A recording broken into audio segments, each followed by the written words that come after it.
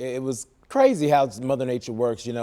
These things are blowing sometimes well over 100 miles per hour, and one house can be hit, and looking right down the street next door, that house is spared. So thankfully, today was not as turbulent as of a day, and we're not expecting a turbulent day tomorrow, at least locally. We are going to be watching the Mid-South. That's going to include portions of Tennessee and Mississippi, because there is a significant threat for another day of tornadoes and strong winds. So our thoughts and prayers with them. We're going to have high pressure dominating closer to home, but that system that's affecting Mississippi and the Mid-South tomorrow, that's going to be pushing into our region as we head into Sunday. And we actually have a severe weather risk for our area there, and then cooler air down about 60 degrees, which is about where we should be for this time of year. But here's that high pressure that's going to be in place for tomorrow, pushing in from the west. Lots of clear skies throughout the afternoon. It really is going to be a beautiful day. Get out and about. Go ahead and make plans to take the kids to the park, let them play on the merry-go-round, or maybe just ride the bikes outdoors, as lots of sunshine will be dominating the forecast. 50 degrees at the 8 o'clock hour when you're getting up. If you're thinking about doing brunch tomorrow,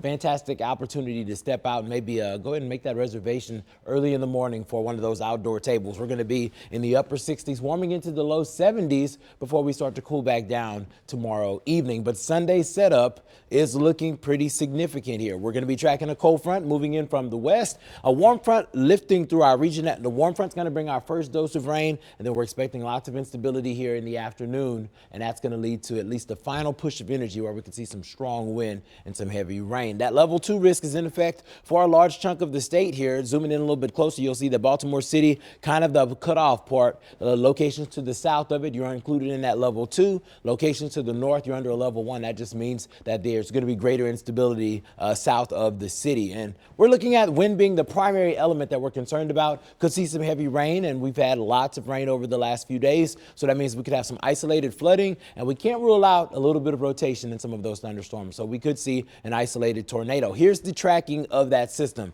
At around 7 o'clock, notice how we have moisture overrunning that warm front. I think that's going to be where we see the potential to see a little bit of rotation. These are discrete cells, not one concrete line. We'll be tracking that through the first half of the day. Then there's going to be a lull, limited moisture. We're going to be watching the afternoon to see if we get breaks in the clouds. The more sunlight you see on Sunday afternoon, that final push is probably going to be a little bit more unstable, which means the winds are going to be stronger, and we could see some heavy rain firing up along that front as it pushes through the region, looking at potential like a bow echo running through the region. And by around 11 o'clock, all of that's clearing out and winds are beginning to shift. Chance for showers and thunderstorms in the forecast through the day, looking like we could see roughly a ½ inch to an inch of rain. Cooler numbers for your Sunday, getting to 60 degrees. Watching rain chances return next Wednesday and Thursday.